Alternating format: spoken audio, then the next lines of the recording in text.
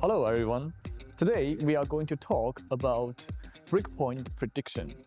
Definition: when we turning breakpoint prediction switch on, the drone will calculate the remaining medicine liquid in real time based on the current remaining medicine in the tank, flight speed, and spring flow rate to estimate the approximate location of the breakpoint.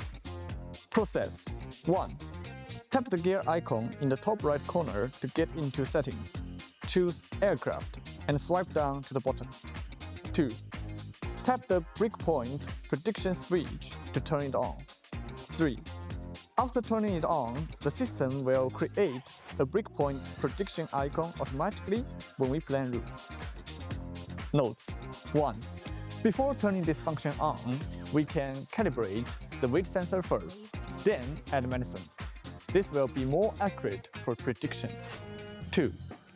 During the operation, the drone will calculate the prediction location in real time, which may change the prediction location.